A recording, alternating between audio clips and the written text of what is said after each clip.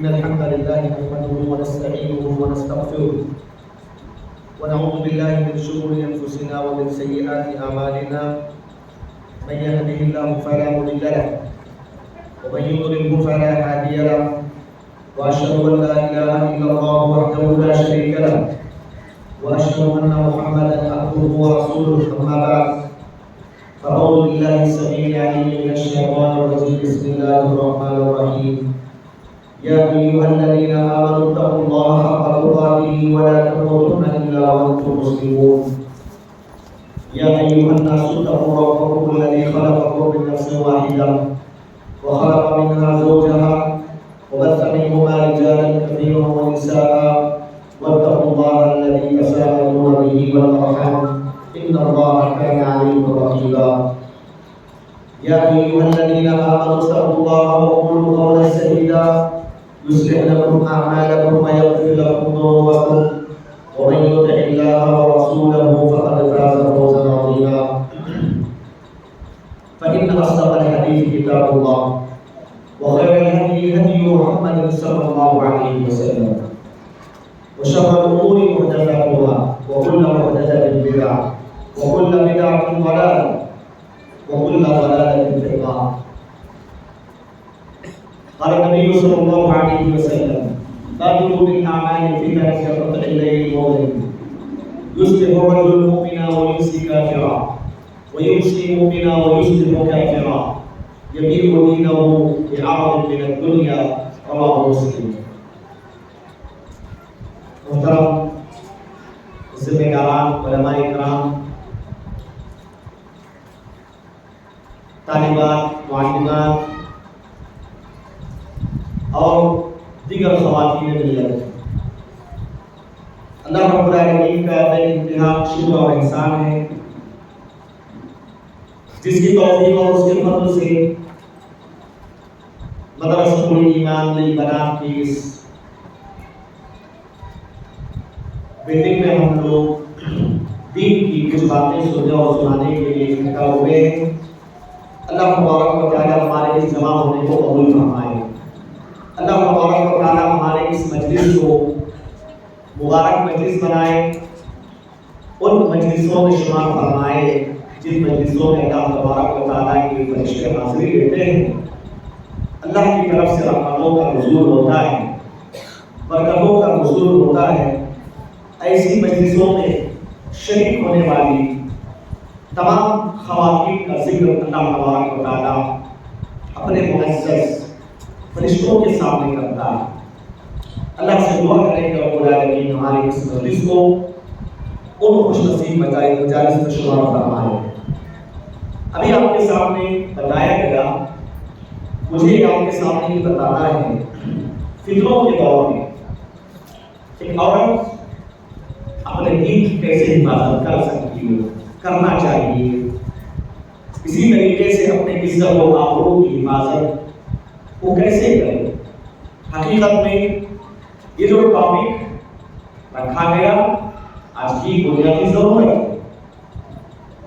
ہر عورت کی ضرورت ہے، ہر مرد کی ضرورت ہے، ہر نوجوان کی ضرورت ہے، ہر بوڑھے کی ضرورت ہے، کیونکہ اس دنیا کے اندر سب سے بڑی اگر کوئی دولت ہو سکتی ہے تو وہ دولت اسلام ہے، دولت ایمان ہے، دولت عقیدہ ہے کہ اللہ رب العالمین نے ہم لوگوں کو جو مسلمان بنا کر پیدا فرمایا، اسلام کی دولت سے جو مالا مال فرمایا، یہ اسلام کی دولت، ایمان کی دولت اللہ تعالیٰ کی طرف سے سب سے بڑی دولت اس دنیا میں۔ ایک مسلمان کو اگر دنیا نہ ملے، فٹ پاتھوں میں زندگی بسر کر رہا ہے، رہنے کے لیے چھت نہیں، چلنے کے لیے گاڑی نہیں، دنیا کی دولتوں سے محروم ہے، لیکن دولت اسلام سے مالا مال ہے، ایسا آدمی خوش نصیب ہے، ایسا آدمی اللہ کا محبوب ہے، اللہ کے نبی صلی اللہ علیہ وسلم کی نظر میں محبوب ہے، پسندیدہ ہے۔ لیکن اس کے مقابلے میں اگر کوئی عورت، کوئی مرد اس دنیا میں بڑے آرام و آسائش کے ساتھ زندگی بسر کر رہی ہے، ایئر کنڈیشن کی زندگی، کاروں کی ایئر کنڈیشن، ہائی فائی زندگی، ہر ٹائپ کے کھانے، ہر طرح کی آرام و آسائش، سب کچھ ہے دنیا کی دولت، لیکن اس کے پاس اسلام کی دولت نہیں ہے، ایمان کی دولت نہیں ہے، تو پھر وہ بیکار، وہ بدنصیب ہے، کوئی فائدہ نہیں ہے اس دنیا کی دولت کا اگر کسی کے پاس اسلام کی دولت نہ ہو۔ لیکن آج کا جو دور، جس دور میں ہم زندگی بسر کر رہے ہیں، یہ دور فتنوں والا دور، اس دور میں ہر طرف کا فتنہ ہے، عورتوں کے فتنے، مال و دولت کا فتنہ، حرام کمائی کا فتنہ، سود خوری کا فتنہ، شراب نوشی کا فتنہ، زناکاری کا فتنہ، بے پردگی کا فتنہ، عورتوں کا فتنہ، مردوں کا فتنہ۔ اگر فتنوں کی فہرست آپ دیکھیں گے، فہرست ختم نہیں ہوگی، ہر قدم پر چھوٹے بڑے فتنے ایسے سامنے آ جاتے ہیں جو ایک مسلمان کو اس کے دین سے بھر دیتے ہیں، اس کے ایمان سے بھر دیتے ہیں۔ اللہ کے نبی صلی اللہ علیہ وسلم نے اس امت کے فیوچر اور مستقبل میں یہ پیشن گوئی فرمائی تھی۔ نبی صلی اللہ علیہ وسلم اپنے دور میں یہ پیشن گوئی فرمائی تھی کہ مسلمانوں فتنے آئیں گے، بڑے بڑے فتنے آئیں گے، خطرناک فتنے آئیں گے، اور ایک فتنہ ختم نہیں ہوگا دوسرا فتنہ جنم لے گا، دوسرا ختم نہیں ہوگا تیسرا فتنہ جنم لے گا۔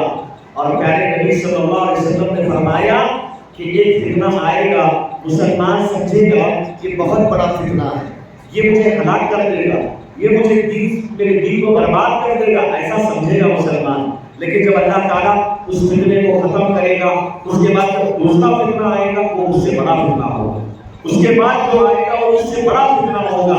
نبی علیہ السلام نے فرمایا کہ دور قیامت کے قریب بدتر سے بدتر ہوتا جائے گا، بدتر سے بدتر ہونا جائے گا۔ ہر معاملے میں فتنہ کسے بولتے ہیں؟ فتنہ یاد رکھیے، اس ڈیفینیشن کو، اس مفہوم کو یاد رکھیے۔ فتنہ ہر اس چیز کو کہا جاتا ہے جو ایک مسلمان کو دین سے دور کر دے، اسلام سے دور کر دے، اس کے ایمان کو جو ہے برباد کر دے، اس کے عقیدے کو برباد کر دے، اسے فتنہ کہا جاتا ہے۔ اگر آپ کی اولاد کی وجہ سے آپ اپنے دین کو بیچ رہے ہیں، اس کا مطلب یہ ہے کہ آپ کی اولاد آپ کے لیے فتنہ ہے۔ اگر آپ دنیا کی دولت کے پیچھے بھاگتے ہوئے آخرت سے غافل ہو رہے ہیں، اسلام کو اگنور کر رہے ہیں، ایمان کو اگنور کر رہے ہیں، ایمان کو اہمیت نہیں دیتے، اسلام کو اہمیت نہیں دیتے، صرف پیسہ چاہے حرام طریقے سے ملے، حلال طریقے سے ملے، یہ پیسہ تمہارے لیے فتنہ ہے، اس لیے کہ اس پیسوں نے تمہارے دین کو برباد کر کے رکھ دیا ہے۔ اگر کسی کا کوئی شوہر، اگر اس کی بیوی اس کو دین سے دور کرتی ہے، یا اپنے بیوی کی محبت میں لا کر اللہ اور اس کے رسول صلی اللہ علیہ وسلم کے دین سے دور ہوتا ہے، وہ بیوی اس کے لیے فتنہ ہے، کیونکہ وہ بیوی کی وجہ سے دین سے دور ہو رہا ہے۔ اس کے مقابلے میں اگر کوئی شوہر ہے جس کی وجہ سے اس کی بیوی اسلام سے دور ہو جاتی ہے، ایمان سے دور ہو جاتی ہے، تو وہ شوہر اس کے لیے فتنہ ہے۔ فتنہ ہر اس چیز کو کہا جاتا ہے جو ایک مسلمان کو اس کے دین سے روک دے، اس کے دین سے دور کر دے، اللہ سے غافل کر دے، رسول سے غافل کر دے، آخرت سے غافل کر دے، یہ فتنہ ہے۔ اور علماء کرام نے کہا کہ فتنہ ایسی چیز کو بھی کہا جاتا ہے جو جس فتنے میں مبتلا ہونے کے بعد ایک مسلمان کو دین کی حفاظت کرنا بہت بڑا چیلنج بن جائے، عقیدے کی حفاظت کرنا بہت بڑا چیلنج بن جائے۔ ایسے وقت میں انسان اپنے اسلام کی حفاظت کرنا اس کے لیے بہت بڑا چیلنج بن جائے، ایسے دور کو فتنے کا دور کہا جاتا ہے۔ آپ دیکھیے آج کا جس دور میں زندگی بسر کر رہے ہیں یہ فتنوں والا دور ہے۔ دین کو بچانا بہت مشکل ہو گیا، دین کی حفاظت کرنا بہت مشکل ہو رہا ہے۔ موبائل کا فتنہ، فلاں فتنہ والعیاذ باللہ۔ آج اکثر خواتین کے اندر بے دینی دیکھنے کو ملتی ہے، دین بیزاری، دین میں کوئی انٹرسٹ نہیں، علم دین حاصل کرنے میں انٹرسٹ نہیں۔ لیکن الحمدللہ آج بھی خواتین اسلام ہیں جن کے اندر دین کی حرص ہے، دین کی طرف ہے۔ آج دیکھیے ماشاءاللہ اس مدرسۃ الایمان للبنات کے اندر کتنی خواتین جمع ہوئی۔ واقعی یہ بہت خوشی کی بات ہوتی ہے ایک طرف جب ہم دیکھتے ہیں کہ خواتین کے اندر آج بھی دین بیداری ہے، دین کے اندر انٹرسٹ ہے، وہ کچھ حاصل کرنا چاہتی ہیں، وہ اپنا دین بنانا چاہتی ہیں، اپنے گھر کو دین کے روشنی میں آباد کرنا چاہتی ہے۔ یہ ماشاءاللہ آپ کی تعداد کو دیکھ کر خوشی ہوتی ہے کہ الحمدللہ یہاں نندی گڑگور میں ایک تو یہ جو ادارہ ہے اور دوسرا جمعیت کا ادارہ ہے، ماشاءاللہ دین کی بیداری کو الحمدللہ دیکھنے کو مل رہی ہے۔ لیکن یہ جو ادارے ہیں یہ آپ کے لیے بہت بڑی نعمت ہے۔ یہاں سے پڑھنے والی بچیاں کل کے دن آپ کی اصلاح کرنے والی ہیں، آپ کی تربیت کرنے والی ہیں۔ ہر گاؤں میں، ہر علاقوں میں اس طرح کے ادارے ہونا ضروری ہے خواتین کے خاص طور سے۔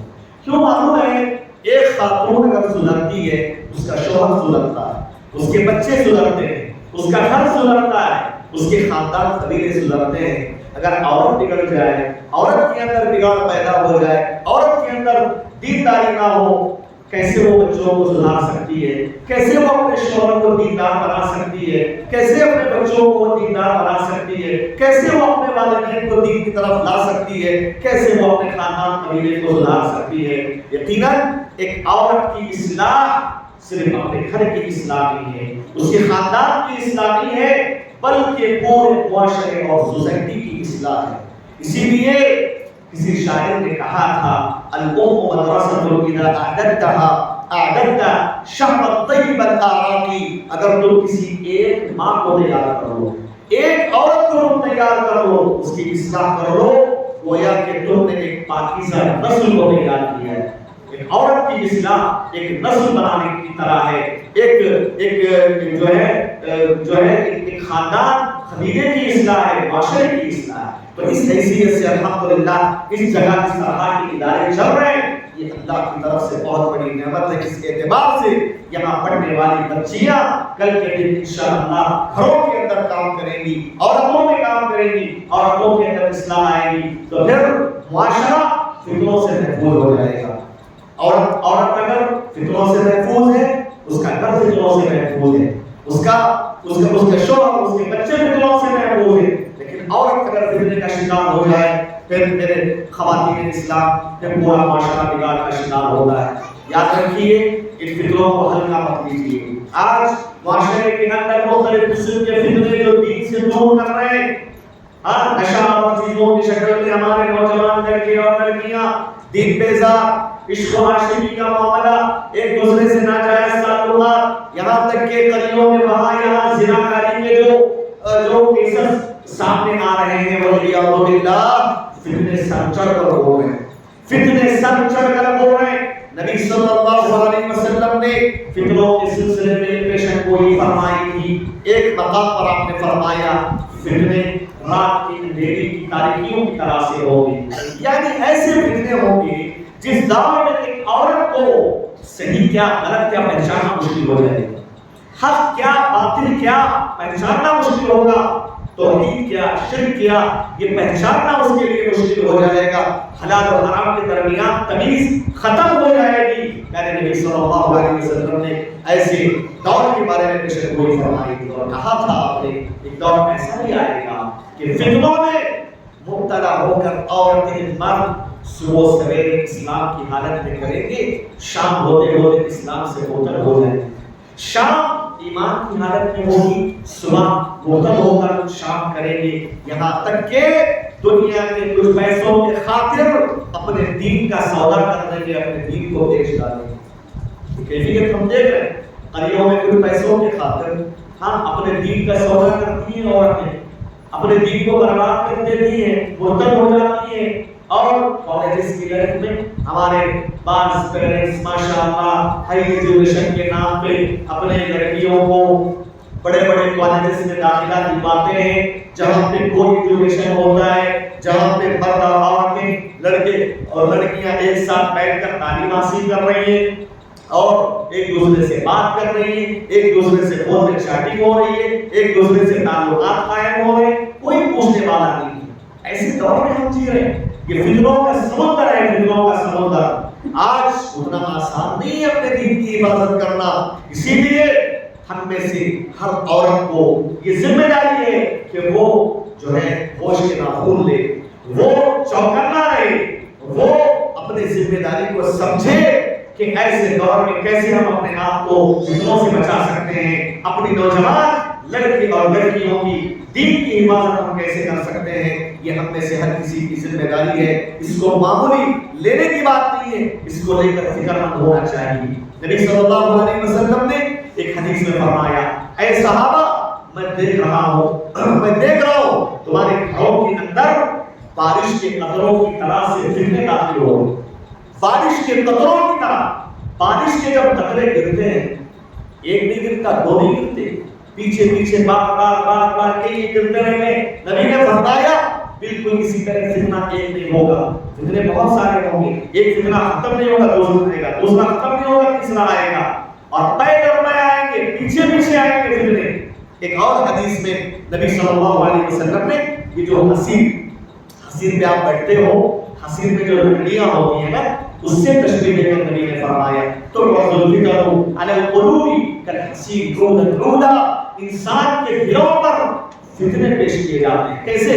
جیسے حسیر کی لکڑیاں ہوتی ہیں، ایک کے بعد دیگرے، ایک کے بعد دیگرے، اس طریقے سے فتنے ایک کے بعد دوسرا، دوسرے کے بعد تیسرا، تیسرے کے بعد چوتھا، اس طریقے سے فتنے دلوں پر پیش کیے جاتے ہیں۔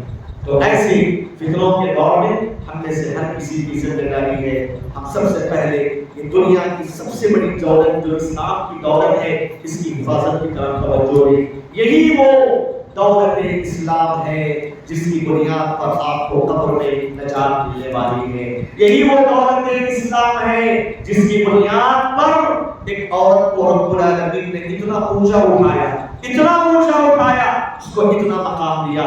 کیا عورتیں آپ نہیں چاہتی؟ کیا آپ نے نہیں سنا علماء کے بیانات میں اسلام نہیں آیا تھا، زمانے جاہلیت کا دور تھا، اسلام نہیں آیا تھا، کیا حیثیت تھی تمہاری بتاؤ؟ ایک عورت کی کیا حیثیت تھی بتاؤ؟ ایک عورت کو استعمال کی حد تک رکھا جاتا تھا، صرف ان کا استعمال ہوتا تھا، ان کی بنیادی حقوق سے ان کو محروم رکھا جاتا تھا۔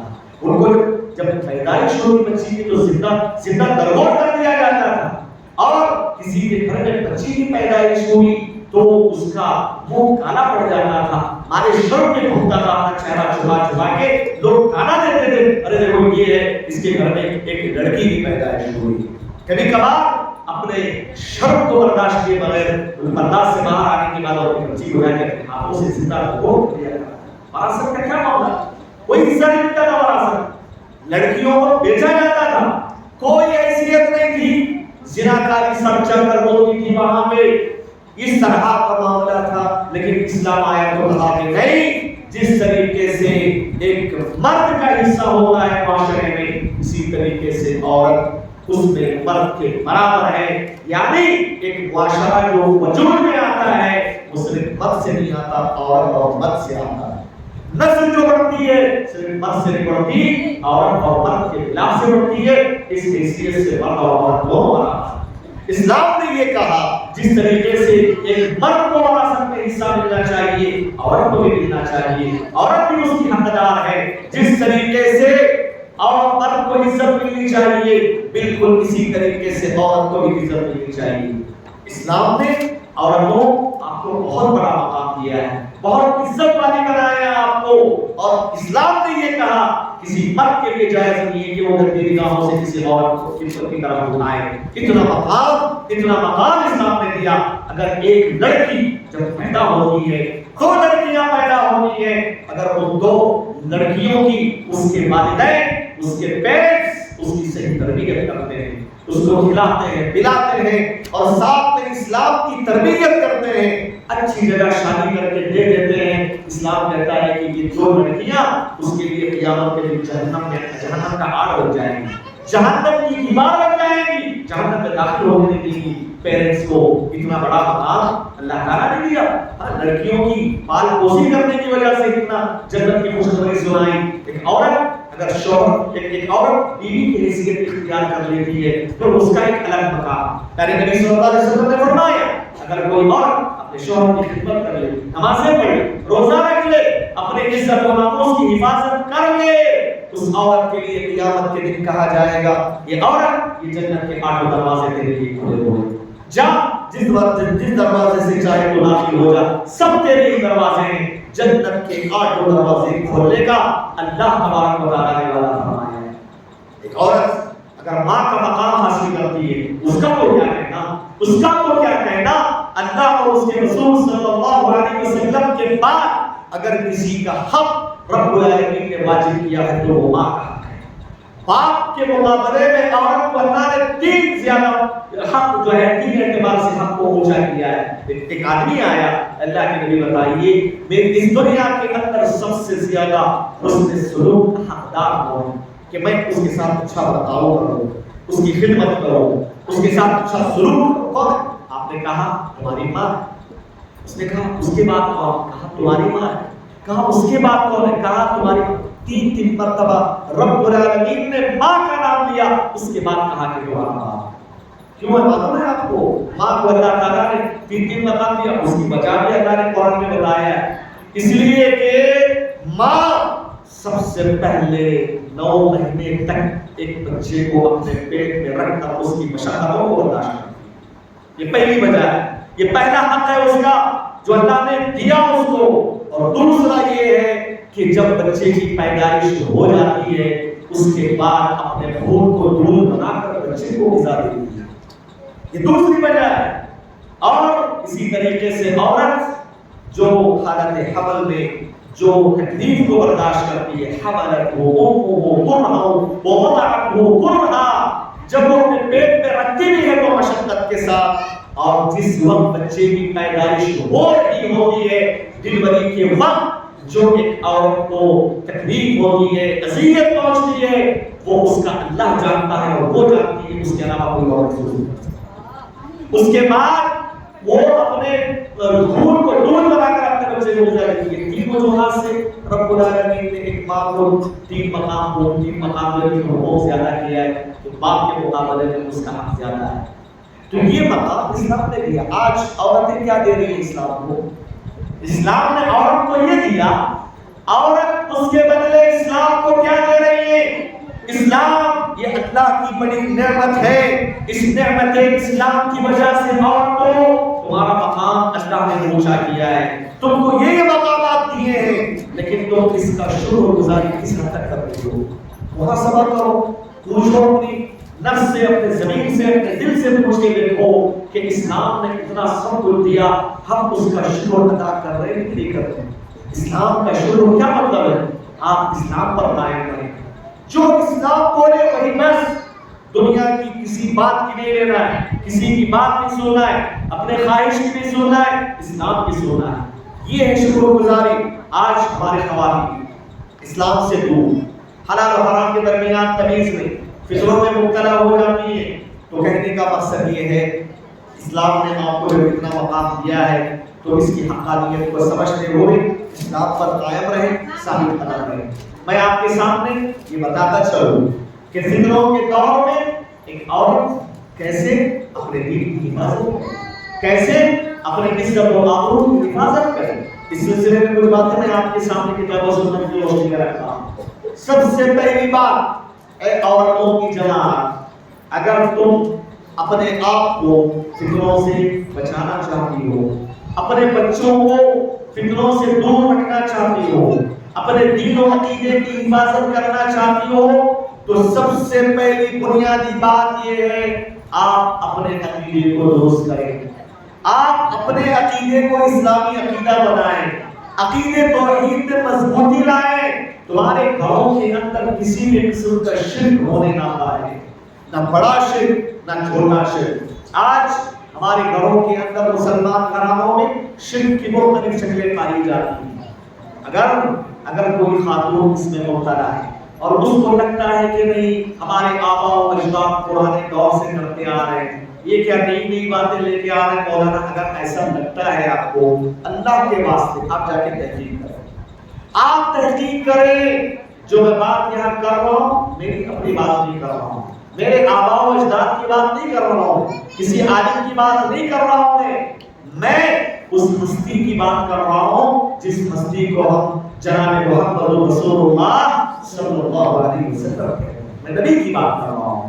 آج ہمارے گھروں کے اندر شرک کی ایک شکل یہ ہے، نظر بد سے بچنے کے لیے، گھر کو نظر بد سے بچانے کے لیے، حاسدین کے حسد سے بچانے کے لیے گھروں میں تعویذ لٹکائی جاتی ہے۔ مرد عورتیں اپنے بچوں کو نظر بد سے بچانے کے لیے تعویذ لٹکا رہے ہیں، گھروں کے اندر ناریل وغیرہ کی شکل میں لال کپڑے میں، ہرے کپڑے میں، فلاں کپڑے میں لگا رہے ہیں۔ آپ پیارے نبی صلی اللہ علیہ وسلم کی حدیث آپ نے نہیں پڑھی؟ نبی نے کیا فرمایا؟ من تعلق تمیمۃ فقد اشرک، جس نے تعویذ لٹکائی اس نے شرک کیا۔ یہ نبی کی حدیث ہے بھائی، ہماری بات نہیں ہے، یہ نبی صلی اللہ علیہ وسلم کا فرمان ہے۔ نبی علیہ الصلوۃ والسلام نے کہا تعویذ مطلب شرک ہے۔ اگر شرک گھر میں داخل ہو گیا ایسا گھر کبھی آباد نہیں ہو سکتا، ایسا گھر کبھی اللہ کے ذکر سے آباد نہیں ہو سکتا، ایسی گھروں میں برکتیں ختم ہو جاتی ہیں۔ آدمی برکتیں جانے کے لیے اللہ کو ناراض کرے، رزق دینے والا اللہ ہے، اگر آپ اللہ کو ناراض کریں رزق کون دے گا؟ اللہ بتاؤ کون رزق دے گا آپ کو؟ تمیمہ تعویذ کا مطلب کوئی بھی چیز کسی بھی جگہ لٹکائیں، آپ چاہے ناریل کی شکل میں لٹکائیں، چاہے آپ کسی ہار کی شکل میں لٹکائیں، لیمبو کی شکل میں لٹکائیں، کوئی بھی چیز کہیں بھی لٹکائیں، اگر اس کا مقصد یہ ہے لٹکانے کی وجہ سے برکتیں آئیں گی، نظر بد سے بچیں گے، حاسدین کے حسد سے بچیں گے، تو پھر یہ تعویذ ہوگی۔ اللہ کے نبی صلی اللہ علیہ وسلم نے کلیئر کر دیا کہ یہ شرک ہے۔ اور میں آپ کو بتاؤں کہ اگر کوئی مسلمان گھرانہ اس میں مبتلا ہے، اللہ کے نبی نے ایسے لوگوں کو بدعا فرمائی۔ کیا بدعا فرمائی؟ آپ نے کہا من تعلق ودعة فلا ودع اللہ له، جو کوئی آدمی کسی مصیبت سے بچنے کے لیے، حسد سے بچنے کے لیے ایسی چیزیں لٹکاتا ہے، اللہ اس کی زندگی میں سکون و اطمینان چھین لے۔ اللہ کے نبی کی بدعا، اللہ کے نبی نے بدعا دی۔ اور آپ دیکھیے جو لوگ تعویذیں لٹکاتے ہیں، دھاگے پہنتے ہیں، کرے ڈالتے ہیں اپنے بچوں کو، آپ دیکھیے ان کی زندگیوں میں اتنا چین نہیں رہتا، پریشان رہتے ہیں۔ وہ لٹکائیں گے، 1000 تعویذیں لٹکائیں گے، 1000 چیزیں، طبیعت پھر خراب ہو گئی بچے کی، پتہ نہیں کیا ہو گیا، پتہ نہیں کون سا اٹیک ہو گیا، پتہ نہیں کون سی نظر لگ گئی، مطلب اس کی زندگی میں پریشانی ہی پریشانی رہتی، کبھی اس اطمینان رہتی نہیں ہے۔ وہ ذرا بھی کچھ نقصان ہو گیا تجارت میں، دل میں وسوسیات شروع ہو گئے، پتہ نہیں کون کرا دیا، کیا ہو گیا، وہ ہو گیا، یہ ہو گیا، اس کی زندگی عجیب بن جاتی ہے۔ یہ اللہ کے نبی صلی اللہ علیہ وسلم کی بدعا کا نتیجہ ہے۔ لیکن اس کے مقابلے میں اگر آپ کی زندگی میں عقیدہ توحید آ جائے، عقیدہ توحید ہے کہ اللہ پہ بھروسہ کرو، یہ تعویذیں سب ختم کرو، مصیبتیں آنا ہے تو اللہ کی طرف سے آئیں گی، پریشانیاں آنا ہے تو اللہ کی طرف سے آئیں گی، اور اللہ حفاظت کرنے والا ہے، نظر بد سے بچانے والا ہے۔ ہاں اسلام نے جو حل بتایا اس کو اپنا، قرآن مجید کی تلاوت کرو گھروں کے اندر، پیارے نبی صلی اللہ علیہ وسلم کی جو دعائیں ہیں صبح و شام کی، تو دعاؤں کو پڑھو، قرآن کو پڑھو، قرآن سنو، انشاءاللہ گھروں کے اندر برکتیں آئیں گی اور اللہ تعالیٰ آپ کو ہر قسم کے شر سے محفوظ رکھے گا۔ لیکن یہ جو آج شرکیہ جو اعمال مسلمانوں کے گھروں میں دیکھنے کو ملتے ہیں، یہ عقیدے کی خرابی ہے، اور جس گھر کے اندر عقیدے کی خرابی ہو، شرک کا کوئی بھی عمل انجام پاتا ہو، یاد رکھ لے وہ گھر کبھی اطمینان اور سکون سے آباد ہو ہی نہیں سکتا۔ یہ اللہ کے نبی صلی اللہ علیہ وسلم کی بدعا ہے۔ خواتین اسلام میں نے کہا فتنوں سے آپ اپنے آپ کی حفاظت کرنا چاہتی ہو، سب سے پہلے آپ کو چاہیے کہ آپ عقیدے کی حفاظت کریں۔ میں نے نبی صلی اللہ علیہ وسلم نے اس فرمایا اس امت کے جو شروع کے لوگ تھے صحابہ، اللہ نے ان کو عافیت میں رکھا، فتنوں سے بچا کے رکھا۔ آپ نے فرمایا اس امت کے جو آخری لوگ ہوں گے قیامت کے قریب، ایسے لوگوں میں فتنے نازل ہوں گے، بڑے بڑے فتنے آئیں گے۔ نبی نے فرمایا ایسے فتنے آئیں گے، ہر آنے والا فتنہ پہلے والے فتنے سے بڑا ہوگا۔ اور ایک مومن ایک فتنے کو دیکھے گا، دیکھ کے بولے گا کہ یہ فتنہ ایسا ہے کہ ہلاک و برباد ہو جاؤں گا اس فتنے سے۔ لیکن جب اللہ تعالیٰ اس فتنے کو ختم کرے گا، دوسرا فتنہ آئے گا، تو مومن یہ محسوس کرے گا کہ جو گزرا تھا فتنہ وہ اس سے ہلکا تھا۔ اس طریقے کا معاملہ ہوگا۔ نبی صلی اللہ علیہ وسلم نے کیا فرمایا؟ آپ نے فرمایا فمن احب منکم ان یزحزح عن النار ویدخل الجنہ، تم میں سے کوئی یہ چاہتا ہے جہنم کی آگ سے اس کو بچا لیا جائے، وہ جنت میں داخل ہو جائے، یہی تو ہمارا مقصد ہے۔ اور جو اس کو چاہتا ہے، نبی صلی اللہ علیہ وسلم نے فرمایا اس حال میں اس کی موت آئے وہ توحید پرست، اس حال میں اس کی موت آئے وہ اللہ پر ایمان رکھنے والا ہو، آخرت کے دن پر ایمان رکھنے والا ہو۔ اس حدیث میں پیارے نبی نے کلیئر کر دیا کہ اگر آپ معاشرے میں فتنوں سے بچنا چاہتی ہو، اپنے عقیدے کو مضبوط کرو۔ عقیدے توحید کے بغیر کچھ ملنے والا نہیں، کچھ بھی ملنے والا نہیں۔ آپ نمازیں پڑھ لو، زکوٰۃ دو، حج کرو، اللہ کے راستے میں اپنی پراپرٹی صدقہ و خیرات کر دو، لیکن آپ کی زندگی میں اگر بڑا شرک ہے، توحید نہیں ہے، یہ سب کے سب اعمال اللہ تعالیٰ قیامت کے گواہوں میں اڑاتے ہیں۔ وَقَدِمْنَا إِلَىٰ مَا عَمِلُوا مِنْ عَمَلٍ فَجَعَلْنَاهُ هَبَاءً مَنثُورًا۔ اس روئے زمین کا سب سے بڑا فتنہ پیارے نبی صلی اللہ علیہ وسلم کی دجال کا فتنہ قرار دیا۔ جب دجال آئے گا، اس روئے زمین کا وہ سب سے بڑا فتنہ ہوگا، اس کی پیشانی پر کافر لکھا ہوا ہوگا۔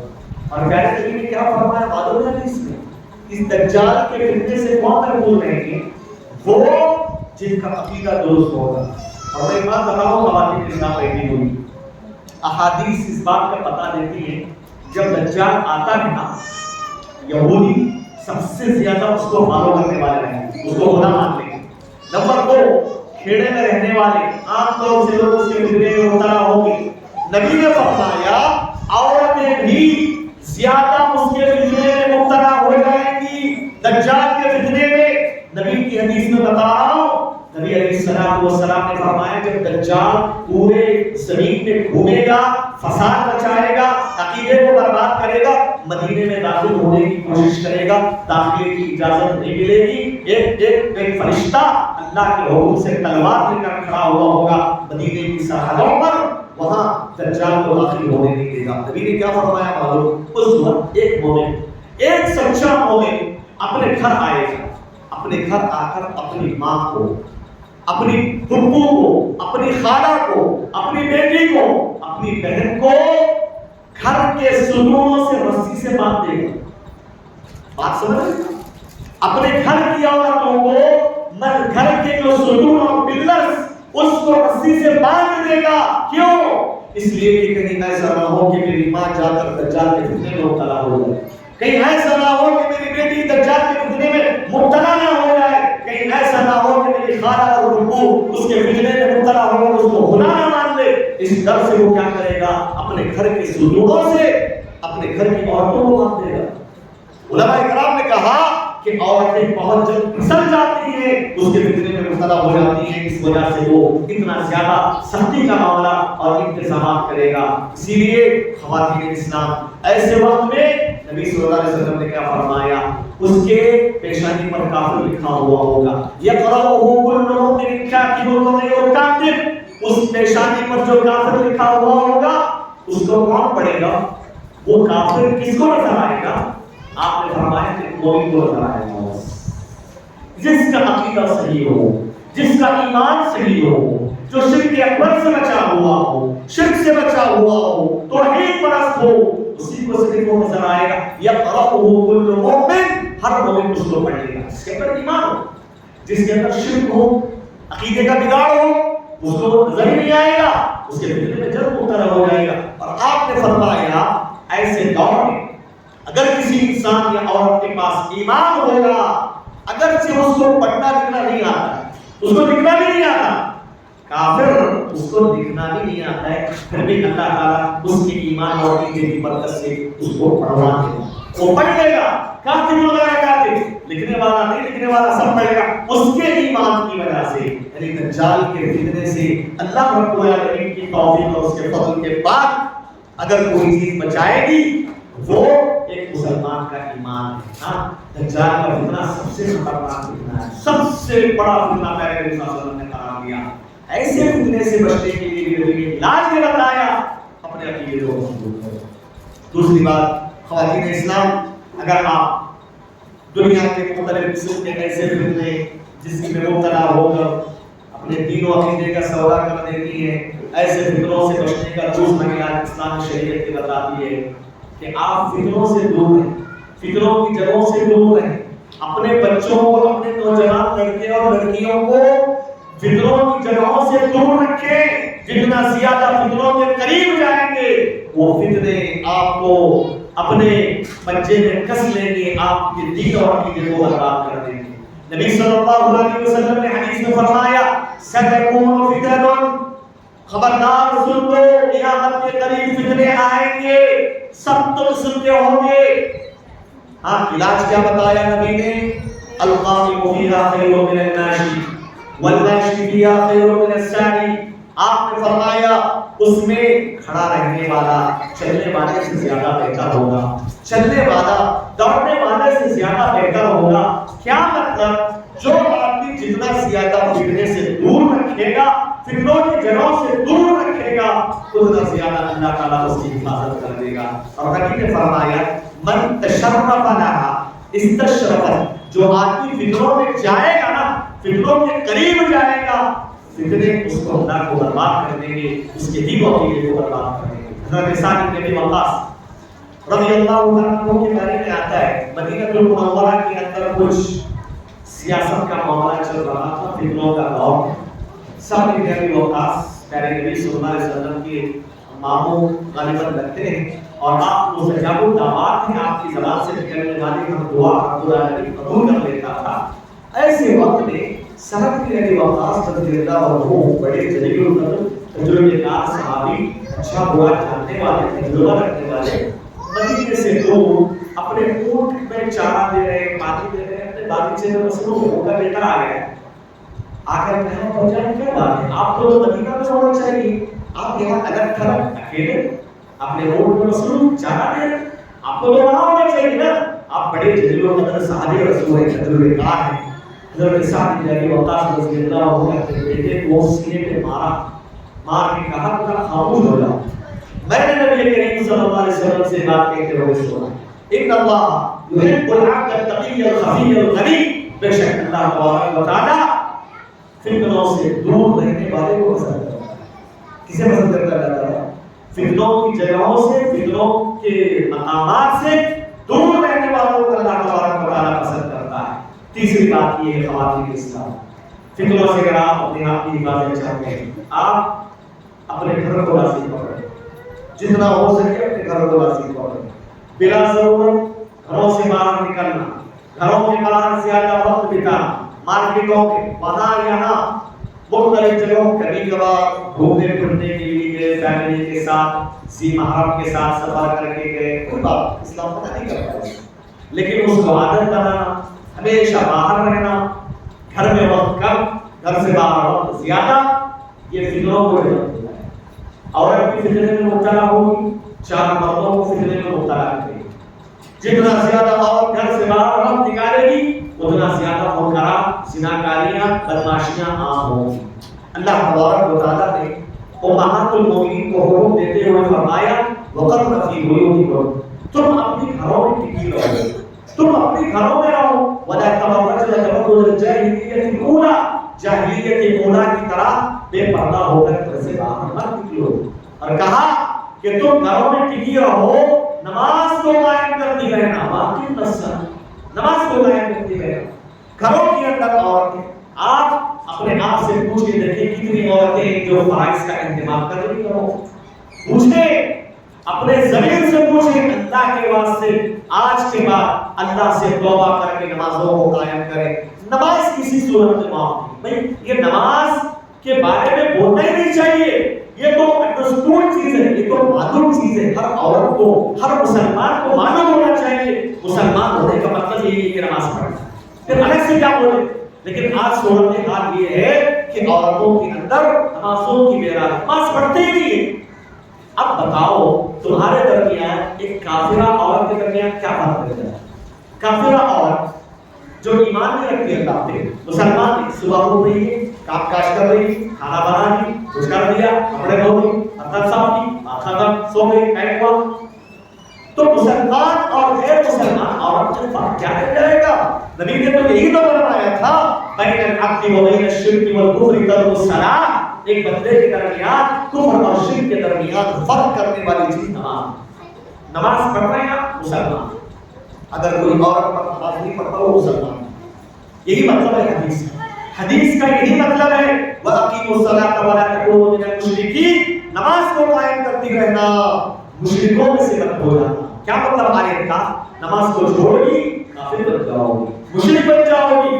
تو یہ بہت افسوس کی بات ہے کہ اگر عورتیں گھروں کے اندر نمازوں کا اہتمام نہ کریں، ہاں تو یہ کہتے اللہ تعالیٰ نے کیا فرمایا وَأَقِيمُوا الصَّلَاةَ، نماز کو قائم کرتی رہنا، گھروں میں ٹکی رہنا اور زکات کو ادا کرتی رہو، اللہ اور اس کے رسول کی اطاعت کرتی رہو۔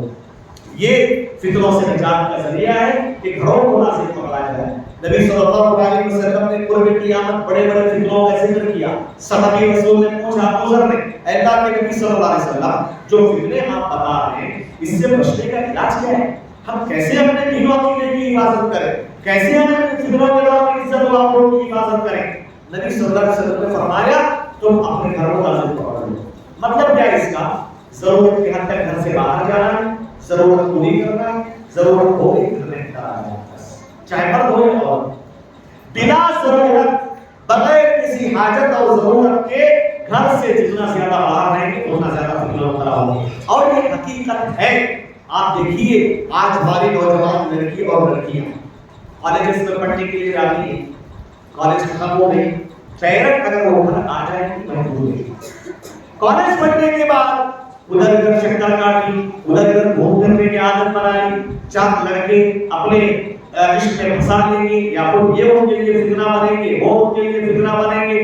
نتیجہ یہاں تک ہوتا ہے کہ ایک دوسرے کے لیے جو ہے ایک دوسرے کے ساتھ غلط تعلقات قائم کر لیتے ہیں، اور نتیجہ یہاں تک ہوتا ہے کہ اپنے خونی رشتے دار کو بھگا دے لڑکی، ہاں اس کو چاہیے وہ لڑکا جس سے وہ عشق کر رہی ہے، اور وہ لڑکا بولے گا کہ نہیں وہ لڑکی ہم ضرورت میں چاہے، وہ اپنے خونی رشتے کو برباد کر دے گا، اپنے خونی رشتے کو بنانے کے لیے تیار ہو جائے گا۔ ہاں یہ شیطانی محبت کے ساتھ یہ فتنے کا وجود میں آنے معلوم ہے آپ کو، یہ گھر سے باہر زیادہ بلا ضرورت رہنے کی وجہ سے۔ اللہ کے نبی صلی اللہ علیہ وسلم نے یہی تعلیم دی کہ تم اپنے گھروں کو لازم پکڑے رہو، بلا ضرورت گھر سے باہر جانے کو عادت نہیں بنانا چاہیے، چاہے کمانے والا ہو، تجارت کرنے والا ہو، کوئی معلمہ پڑھانے کے لیے اگر آ رہی ہے اس کی بھی ذمہ داری ہے، ایک طالبہ کی ذمہ داری ہے، یا کوئی عصری اسکول میں کالج میں پڑھ رہی ہے، پڑھائی ختم ہوگی فوراً وہ آ جائے، ورنہ جو ہے یہ فتنے انسان کو عورتوں کو برباد کر دے گی۔ اسی طرح خواتین اسلام اور عورتوں کو چاہیے کہ اگر وہ فتنوں سے اپنے آپ کی حفاظت کرنا چاہتی ہیں تو چاہیے کہ وہ کثرت سے عبادت کریں گا، اللہ تعالیٰ کا ذکر، نماز کا قیام اور کثرت سے اللہ کو یاد کرنا، نفل نمازوں کا اہتمام، یہ ضروری۔ نبی صلی اللہ علیہ وسلم نے حدیث میں کیا فرمایا، بڑی فضیلت بتائی، جو عورت جو مرد فتنوں کے دور میں فتنوں سے بچانے کے خاطر اللہ کے ذکر و اذکار میں مشغول رہتا ہے، اللہ کی عبادتوں میں مشغول رہتا ہے، پانچ وقت کی نمازوں کی پابندی کرتا ہے، نبی نے فرمایا اسے ہجرت کرنے کا ثواب دیا جاتا ہے۔ ہجرت بولے تو اللہ کے نبی صلی اللہ علیہ وسلم جو مکہ چھوڑ کر مدینہ گئے تھے نا ہجرت کر کے، وہ تو اب نہیں کر سکتے ہجرت، مکے سے مدینے کی ہجرت ختم ہو، لیکن اس کا ثواب ابھی بھی باقی ہے، اس کا ثواب ابھی بھی باقی ہے، اللہ تعالیٰ نے رکھا ہے، وہ اس خاتون کے لیے، اس مرد کے لیے جو فتنوں کے وقت اللہ رب العالمین کی عبادت میں اپنے آپ کو مشغول رکھتا ہے، اللہ کی عبادتوں میں لگا رہتا ہے۔ ہاں، اور ہجرت کا فائدہ کیا ملتا ہے معلوم ہے؟ ایک صحابی رسول نے خواب میں دیکھا، ایک صحابی اس کے خواب میں آیا، اور وہ صحابی جو خواب میں آئے لیکن وہ مہاجر صحابی ہجرت کر کے گئے. اب یہ صحابی جو خواب دیکھ رہے ہیں اس سے پوچھ رہے ہیں تو مہاجر صحابی ہو مکہ سے مدینہ ہجرت کر کے گئے, اللہ تعالیٰ نے اس کے بدلے تمہیں کیا دیا؟ تو وہ کہہ رہے ہیں کہ اللہ تعالیٰ نے میرے گناہوں سے معاف کر کے مجھے جنت میں داخل کر دیا. یہ خواب صحابی رسول اللہ کے نبی کے پاس بیان کرتے ہیں. اللہ کے نبی صلی اللہ علیہ وسلم نے کل خواب میں دیکھا کہ ایک مہاجر صحابی میرے خواب میں آئے اور میں نے پوچھا کہ ہجرت کے بدلے کیا ملا؟ انہوں نے کہا تعالیٰ نے مجھے مغفرت کر دی. نبی نے کہا یہ سچا خواب, یہ خواب سچا ہے کہ اللہ فتنوں کے دور میں اللہ رب العالمین کی عبادتوں کو لازم پکڑنا یہ فتنوں سے نجات کا ذریعہ ہے. اور اسی طریقے سے میں ٹائم اس لیے کم ہے, بڑی تیزی کے ساتھ میں آگے بات بڑھاؤں. محترم خواتین اسلام, فتنوں سے اگر آپ اپنے آپ کی حفاظت کرنا چاہتے ہیں اس بات کو ضرور دھیان میں رکھیے, شرعی پردے کا اہتمام کریں, پردے کا اہتمام کریں, اپنے زیب و زینت کو لوگوں کے سامنے ظاہر نہ کریں, اپنے جو ہے بغیر حجاب کے باہر نکلنا. اور آج کل بھی جو حجاب آیا ہے برقعے وغیرہ, اللہ کی پناہ, ہاں وہ برقعے کے بغیر ہی اگر نکل جائے نا اور اس کو بولنے پر حضرات نہیں دیکھیں گے, اتنے فتنے میں مبتلا نہیں ہوں گے. آج کے برقعے ویسے آ گئے, اگر وہ برقع پہن کے جائے گی تو وہ پہلے کے برقعے ایسے تھے نوجوان بھی بری لگتی تھی, لیکن آج کے برقعے ایسے آ گئے ہیں کہ بری عورت بھی نوجوان لگتی ہے. یہ ہمارے برقعوں کا معاملہ ہے. اتنے ڈیزائن رہیں گے, اتنے اس کے اندر ڈائمنڈز لگے ہوئے رہیں گے, بس وہ باہر نکلے تو چار معلوم نظر اس پہ پڑ. ہاں یہ کوئی برقع ہے؟ ہاں برقع زینت کو چھپانے کے لیے تھا اور عورت کو چھپانے کے لیے تھا, لیکن یہ پردہ خود زینت بن جائے, خود لوگوں کی کو اپنی طرف کھینچنے والا بن جائے, خود کشش بن جائے, جائز نہیں ہے عورت کے لیے, حرام ہے. یہ سب فتنوں کی دعوت دینے والا ہے. اللہ تعالیٰ نے قرآن میں فرمایا کہ عورتوں کو چاہیے, مسلمان عورتوں کو چادر اوڑھے, چادر کا استعمال ہو, جلابی بھی کے الفاظ استعمال ہو, موٹے موٹے ہوتے تھے پہلے کے اور موٹے موٹے, ہاں وہ ڈالنے کے بعد نوجوان لڑکی کو بالکل بری نظر آتی تھی. کوئی دیکھے تو دیکھتا بھی نہیں تھا, پتا نہیں کون سی بری جا رہی تھی, فتنوں سے بچ جاتی تھی, وہ مردوں کو فتنوں سے بچاتی تھی. اس طرح کا اسلامی شریعت نے حکم دیا ہے. اسی طریقے سے یہ جو عورتوں کو فتنوں سے اگر بچنا ہے تو ایک چیز بتاؤ, شرم و حیا, شرم و حیا کی پیکر کرنا چاہیے. دیکھو شرم و حیا نا یہ ایسی بنیاد ہے نا کہ جو ایک عورت کے دین, عقیدے, اخلاق, کیریکٹر کی محافظ ہے. اگر شرم و حیا نہیں ہے عورت کے اندر, سب کچھ کرنے کے لیے تیار ہو جائے. زنا کرنا بھی اس کے لیے آسان ہوگا, ہر قسم کا گناہ کرنا اس کے لیے آسان ہو جائے گا. آج عورتیں سود خوری میں مبتلا ہے. ہمارے یہاں سنگا چلتا ہے, سنگا بولے گا پتہ نہیں ہے کیا چلتا ہے ہمارے یہاں سنگا. ہاں وہ غیر مسلمانوں کی اسکیم ہے, وہ ہم مندروں سے پیسہ آتا ہے, عورتوں کو دیا جاتا ہے, انٹرسٹ پر وہ پیسے دیتے ہیں, وہ دینا ہے. چیٹیاں پتہ نہیں کیا کیا یہاں بھی ہوگی, لیکن میں اپنے علاقے میں دیکھا کہ عورتیں اس میں مبتلا ہیں, اور یہاں بھی ہو سکتی ہے عورتیں مبتلا ہو سود خوری میں. کیا بینکوں سے قرضہ لینا, ہر مہینے انٹرسٹ کے بیس پر بھرتے جانا. 1 لاکھ روپے قرضہ لیا, بینک والا بولے گا ہر مہینے 5-5 ہزار روپے بھرتے جاؤ اور پلس 1-1 ہزار اضافہ. سود نہیں, اب سود کتنا بڑا گناہ ہے, سود اتنا خبیث اور گندا گناہ ہے کہ یہ شراب پینے سے خطرناک ہو, زنا کرنے سے بھی خطرناک گناہ ہے. نبی صلی اللہ علیہ وسلم نے فرمایا درہم یأکلہ الرجل من الربا فهو اشد من 36 زنیۃ. آپ صلی اللہ علیہ وسلم نے فرمایا 1 درہم, 1 پیسہ, اگر میں بات کروں 1 پیسہ اگر وہ سود کا کھا رہا ہے, اس کا مطلب یہ ہے کہ وہ اتنا بڑا گناہ کر رہا ہے کہ ایک آدمی 30 پر 6 مرتبہ زنا کر کے بھی وہ بڑا گناہ کرتا ہے. نبی کی حدیث ہے 30 پر 6 مرتبہ زنا کرنے سے بڑا گناہ ہے کہ آپ ایک لقمہ سود کا کھائیں, حرام کا کھائیں. نبی نے ایک حدیث میں فرمایا کہ علامہ البانی نے سیکھا ہے اس حدیث کو کہ سود کے 70 درجات, 70 کیٹیگری ہیں. بعض روایتوں میں 73 کا لفظ آیا ہے.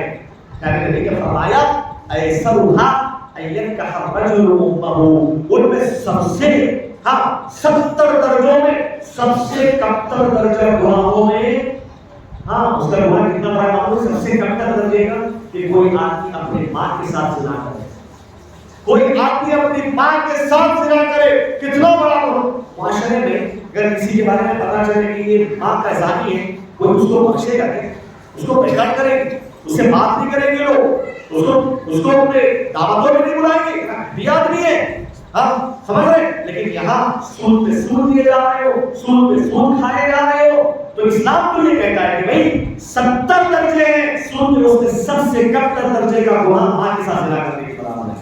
اب سب سے بڑا گناہ کتنا ہوگا اندازہ لگائیں، اللہ کے لیے توبہ کریے۔ دیکھو اللہ کے لیے قربانیاں آپ دے گی، آپ کوئی مسئلہ نہیں، کوئی ہیفی زندگی نہیں چاہیے، خاص گھر نہیں چاہیے، خاص گاڑی نہیں چاہیے، کرائے پہ رہیں گے، اسی حالت میں مر جائیں گے، بس اللہ کو راضی کر کے مر جائیں گے، یہ جذبہ آپ پیدا کریں۔ لیکن یاد رکھو ہمارا رب ظالم نہیں ہے، ہمارا رب رحیم و کریم ہے، ہمارا رب حرام کھانے والوں کو پیسہ دے دیتا ہے، حرام کھانے والوں کو رزق دے دیتا ہے۔ آپ اللہ کی خاطر اگر حرام کمائی کو چھوڑتی ہو، سود کو چھوڑتی ہو، کیا اللہ تعالیٰ آپ کی مدد نہیں کرے گا؟ کیا اللہ تبارک و تعالیٰ آپ کی ضرورتوں کو پورا نہیں کرے گا؟ کیا اللہ پہ آپ کا بھروسہ نہیں ہے اللہ تعالیٰ پہ؟ ہاں ایک کافر کو اللہ تعالیٰ دے رہا ہے، کیا ایک مسلمان عورت کو جو اللہ کے خاطر اللہ کو راضی کرنے کے لیے سود کو چھوڑ دے، کیا اس کو نہیں کھائے گا وہ؟ نہیں، اس کو ایسے ہی بھوکا مارے گا اس کو؟ ہر کس نہیں۔ خواتین اسلام پیارے نبی صلی اللہ علیہ وسلم نے فرمایا انک لن تدع شیئا للہ عز وجل الا ابدلک اللہ بها مما هو خیر منہ، کہا اگر تم اللہ کے خاطر کسی چیز کی قربانی دیتی ہو، اللہ تعالیٰ اس سے بہتر چیز کو عطا کرتا ہے۔ اللہ کی قسم کھا کر کہتا ہوں، میں نے کچھ گھرانوں کو جانتا ہوں جو گھرانے پورے کا پورا پیسہ پراپرٹی سود کی بنیاد پر تھی، لیکن اللہ کا ڈر پیدا ہوا، چھوڑ دیا، سب کچھ چھوڑ دیا، جو ہے فٹ پاتھوں میں آ گئے، کچھ پیسہ نہیں تھا ان کے پاس، جو کچھ حرام کمایا تھا حرام حرام ہے، ہم اللہ کو راضی کرنے کے لیے سب کی قربانی دینے نہیں چاہیے ہمیں۔ اللہ تعالیٰ نے حلال طریقے سے ان کی کمائی میں کتنا برکت دیا، پہلے جتنا حرام کمائی سے بلڈنگیں بنائے تھے اس سے ڈبل بلڈنگیں بنائے حلال کمائی سے۔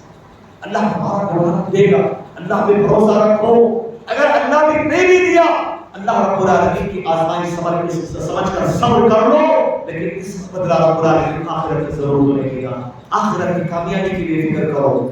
اب میں یہی بولتا ہوں ہماری ضرورتیں جب اتنا سونا چاہیے، اتنا چاندی چاہیے، بڑا گھر چاہیے، گاڑی چاہیے، خاص کوئی جتنی زیادہ اپنی خواہشات کو بڑھاؤ گے دنیا کی اتنا زیادہ خراب میں پڑو گے، جتنا زیادہ اپنی ضرورتیں محدود رکھو گے اتنا زیادہ سود سے بچو گے۔ میں خواتین سے گزارش کرتا ہوں اور مردوں کی ذمہ داری ہے، جو کہ یہاں مرد نہیں میں کیا بولوں، میں جماعت خطبہ مردوں کو بولتا ہوں، مردوں کی ذمہ داری ہے عورتوں کا ہاتھ پکڑیں، سود سے بچائیں، وہ کمائیں، وہ کھلائیں اپنے بیوی بچوں کو، ان کی ذمہ داری ہے۔ کبھی کبھار کچھ مرد جو ہے وہ مرد نہیں ہوتے، وہ کماتے نہیں ہیں، وہ محنت نہیں کرتے، بس عورتوں کو لگا دیا سنگا میں، اس میں فلاں فلاں اسکیم عورتوں کے نام پر شروع کیا جا رہا ہے، اور یہ ایک بے غیرت انسان ہوتا ہے۔ تو بہرحال خواتین اسلام آپ سب سے پہلے اپنے آپ کی حفاظت کریں، سود سے اپنے آپ کی ہر طریقے سے حفاظت کریں۔ اذان ہوگی، اذان کے بعد انشاءاللہ ہم لوگ کچھ اہم باتیں کنٹینیو کریں گے۔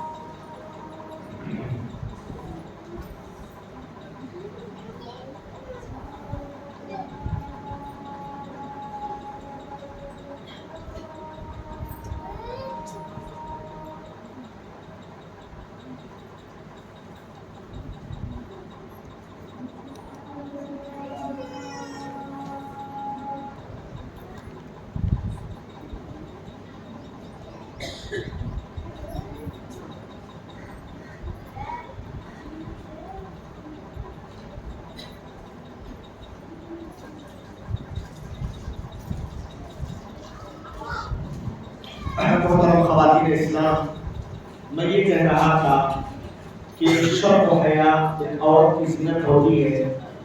شرم و حیا ہی ہے جو اس کو ہر قسم کے گناہوں سے بچاتی ہے اور اللہ رب العالمین کے قریب کرتی ہے. لیکن عورت کے پاس اگر شرم و حیا ختم ہو جائے، کسی بھی حد تک جائے گی. آج ہمارے معاشرے کے اندر جتنی بھی سود کی شکلیں عام ہیں جس میں عورتیں غیر مردوں کے سامنے جا کر اپنے چہروں کو کھلا رکھتی ہیں، بے حیائی کا مظاہرہ کرتی ہیں. ایک تو سودی معاملہ، دوسرا بے پردگی کا معاملہ، تیسرا بے شرمی کا معاملہ.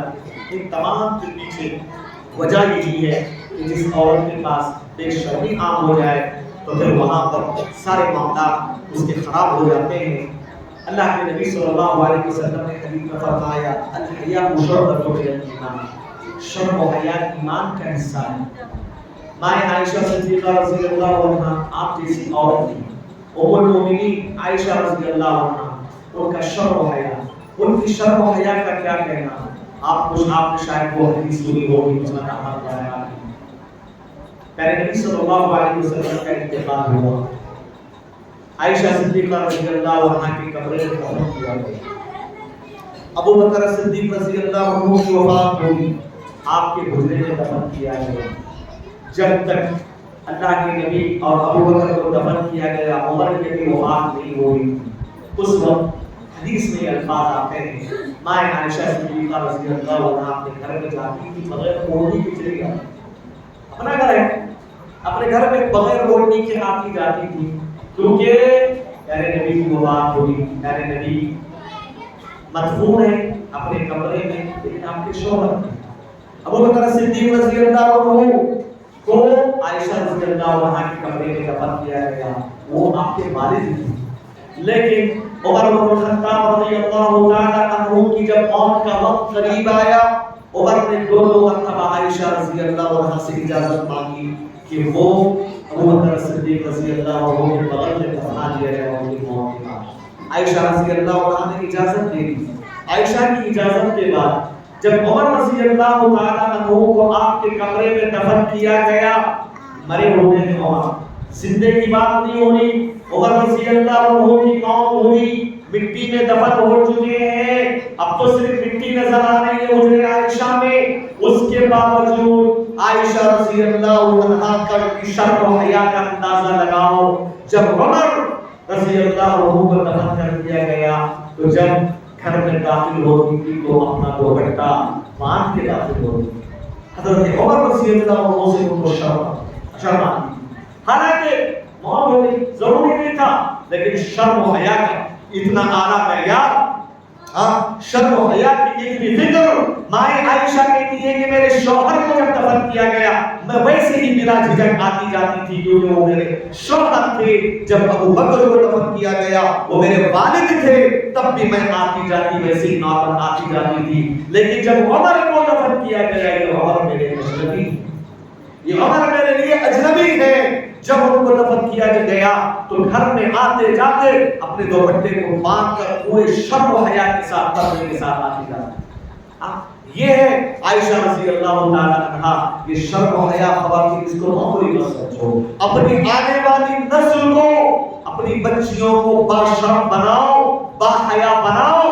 اگر تم نے اپنی بچیوں کو باشرم بنایا، با حیا بنایا، حجاب کی پابندی کرنے والے بنا دیا، انشاءاللہ آدھا کام آپ کا ہو گیا. آگے چل کر کے شرم و حیا ایک عورت کو ہر قسم کی برائی کی طرف چلنے سے، قدم رکھنے سے روکی. انشاءاللہ شرم و حیا بہت بڑا ہتھیار ایک عورت کو فتنے سے حفاظت کا. یہ دنیا یہی چاہتی ہے کہ عورت شرم و حیا سے زیادہ بولتے نا کون سے کر پہ اگر کام کرنا ہے بلا جھجک بات کرو مردوں سے. کیا مسئلہ ہے؟ بلا جھجک بات کرو مردوں سے، ورنہ ترقی نہیں کرو گی تو آگے رہو مردوں سے، مردوں کے برابر رہو، مردوں جیسے کپڑے پہنو، مردوں جیسے اسٹائل میں رہو. ہاں تم ترقی کرو گی. پہلے شرم و حیا کو بیچا جاتا ہے.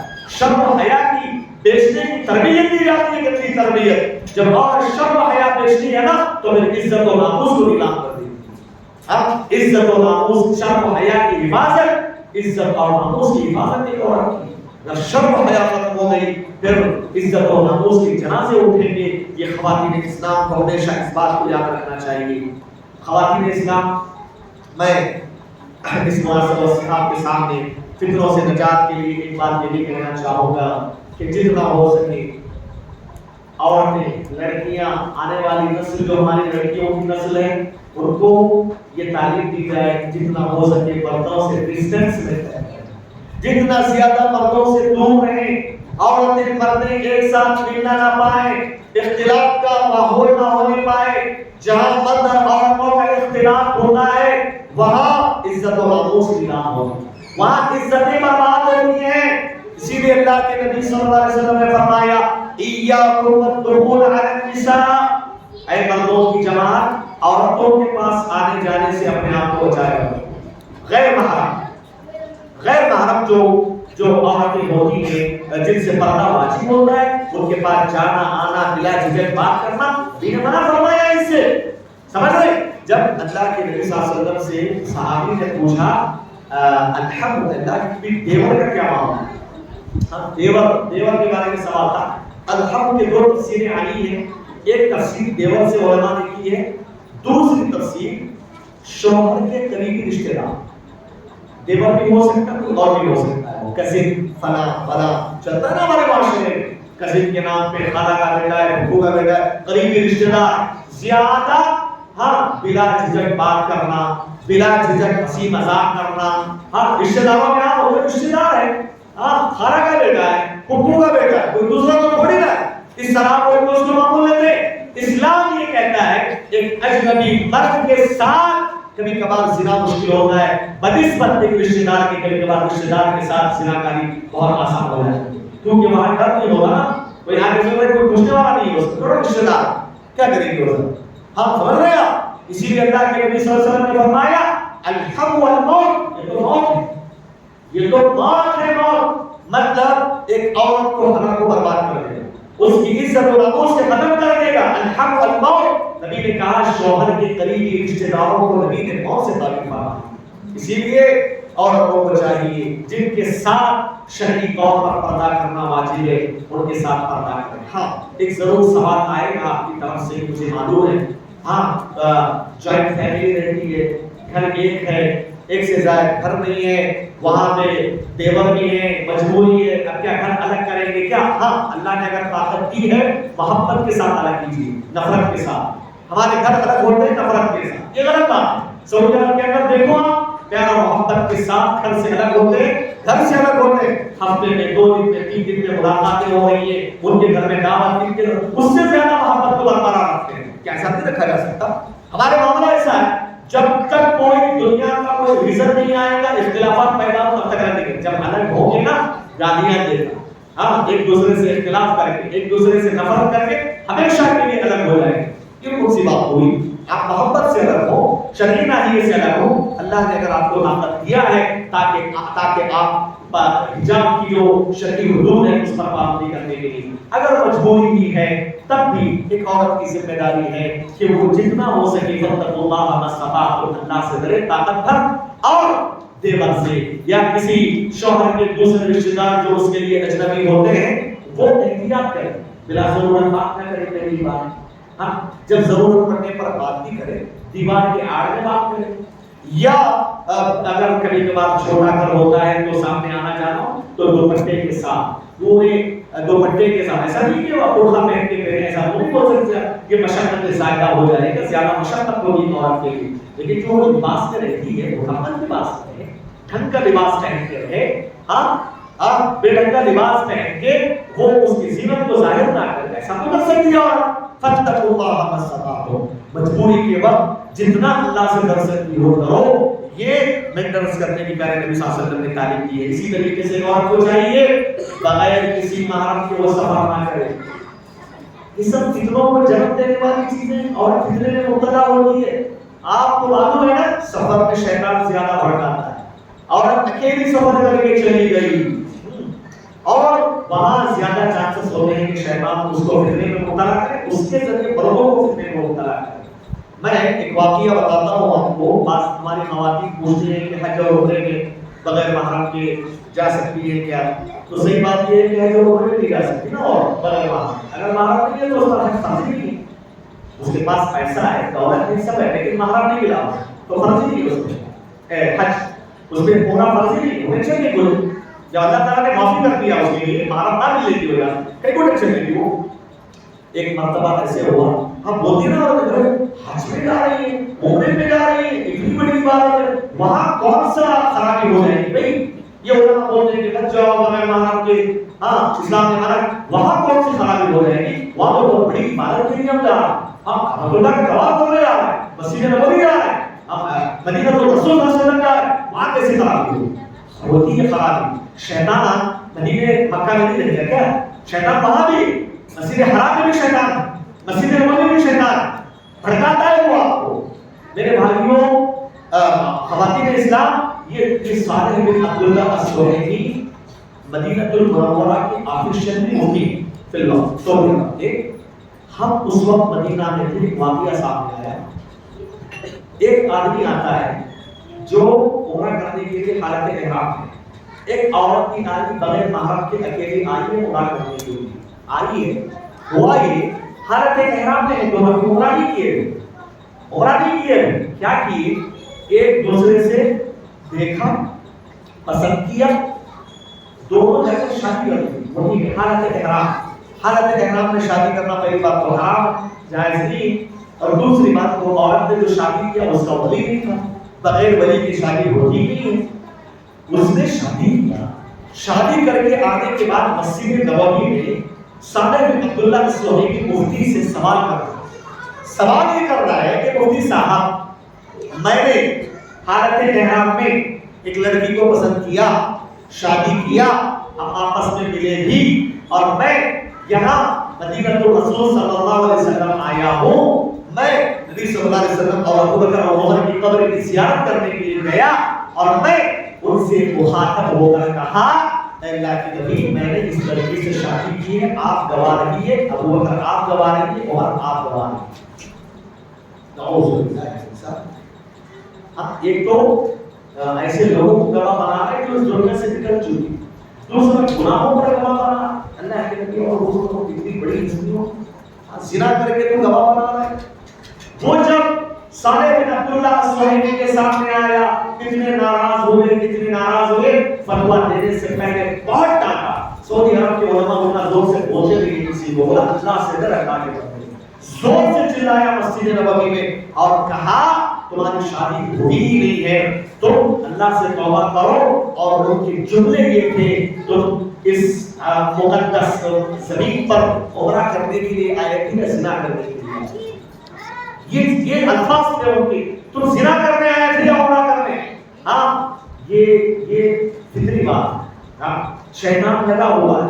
ایک عورت جب گھر سے باہر نکلتی ہے تو شیطان اس کے پیچھے پڑ جاتا ہے، اس کو مزین کر کے دکھاتا ہے مردوں کو، اس کو اپنا شکار بنا لیتا ہے، عورت کا استعمال کرتا ہے. اسی لیے عورتیں اپنے عزت و ناموس کی حفاظت کے خاطر یہ ضروری ہے کہ وہ ڈسٹینس مینٹین کریں اور بغیر کسی محرم کے سفر کرنے سے اپنے آپ کی حفاظت کریں. آج کل ایک خرابی بھی دیکھنے کو ملتی ہے، خلوت اختیار کرنا.